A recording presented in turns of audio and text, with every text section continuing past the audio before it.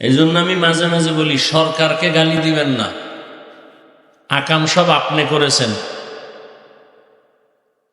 Vote দিছেন সুদখোরকে, আপনার vote পাইয়া সুদখোর গিয়া সুদ খাবে, এটাই বাস্তবতা।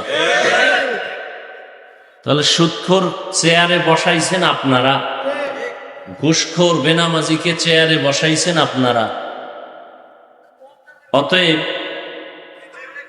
এজন্য রসুলের একটা মূলনীতি, আমালুকুম উম্মালুকুম, জনগণ যেই চরিত্রের হবে, জনগণের যারা কর্ণদার, রাহবার, প্রতিনিধি, এরাও ওই চরিত্রের হবে।